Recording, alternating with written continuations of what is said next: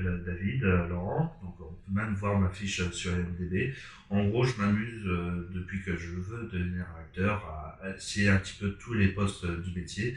Donc je suis devenu acteur, réalisateur, scénariste, monteur. J'essaie de faire un petit peu touche à tout et d'être le véritable couteau suisse du métier pour justement réaliser mes propres courts-métrages. Oui, effectivement, j'ai fait 2 ans de théâtre et 1 an au cours Florent.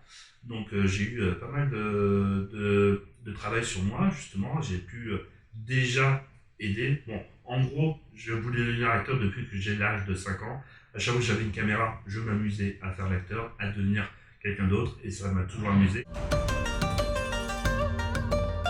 Par exemple, j'avais fait un petit sketch dans le parc de mon enfance à Chenevière, un sorte de parodie de Sentai, donc les Power Rangers, si vous connaissez, avec des plans quand ils sautent, qui sont filmés du bar en contre-plongée, et je demandais justement à mon pote qui était un meilleur ami, c'était des trucs qui ne sont jamais vus, je vous rassure, tellement ils sont catastrophiques, mais moi ça m'a entraîné, ça me permettait de me refaire un petit peu la main.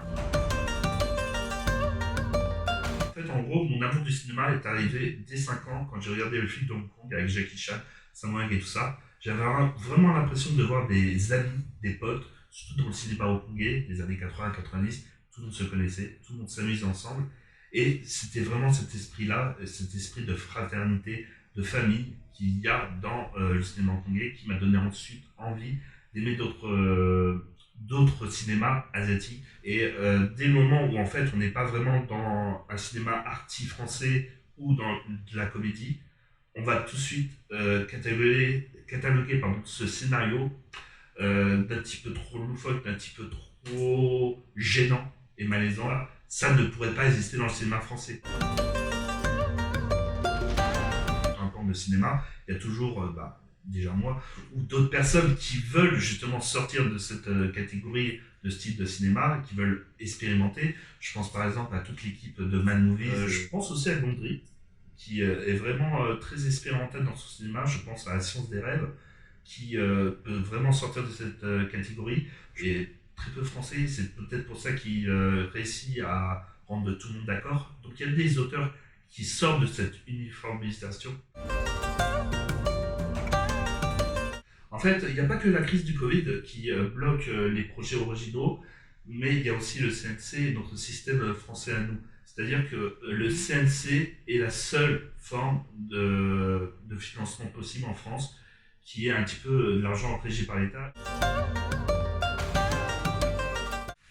Pour moi, je pense qu'il y a déjà des moyens de casser les codes et qui s'opèrent déjà dans la vie de tous les jours. Je pense à Le Visiteur du Futur qui est sorti au cinéma dernièrement. Et je pense aussi à la portée qu'est YouTube ou TikTok, avec Golden Moustache, bien entendu, et des gens connus, qui fait qu'il y a une nouvelle génération qui s'ouvre. Après, c'est vrai que le système français est encore muselé par cette idée un petit peu État français avec des aides et tout ça qui sont aidés, et ça reste une bonne chose.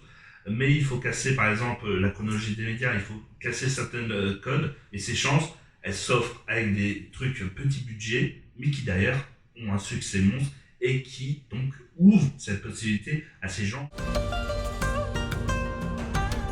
Il y a eu un tournage avec un voisin un petit peu qui aimait le calme religieux. Sur la première prise, il est venu nous voir en nous disant justement de faire moins de bruit. Je lui ai dit, cette scène-là, qui est le seul endroit où ça va crier, on va le faire juste 2-3 fois, et vous inquiétez pas, après on arrête. Mais malgré ces indications-là, il a décidé de revenir, mais cette fois-ci avec un couteau, et avec Steve qui nous a bien signalé, attention il a un couteau, voilà, et ça a créé un petit moment de panique. J'aimerais déjà parler de ma chaîne YouTube, Total Packboy, qui est là où on retrouve plus ou moins tous mes projets, toutes mes vidéos, que ce soit des interviews ou des documentaires. Il y a plus de 10 vidéos sur toute la carrière de Jackie Chan.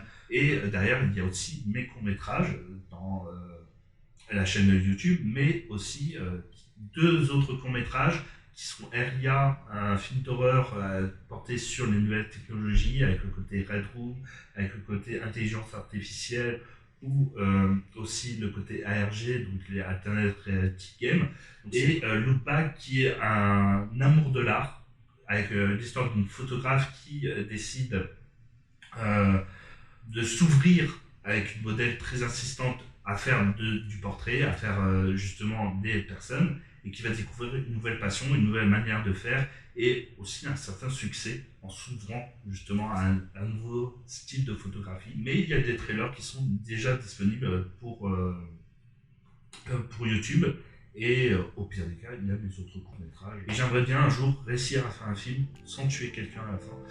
Voilà, j'y crois.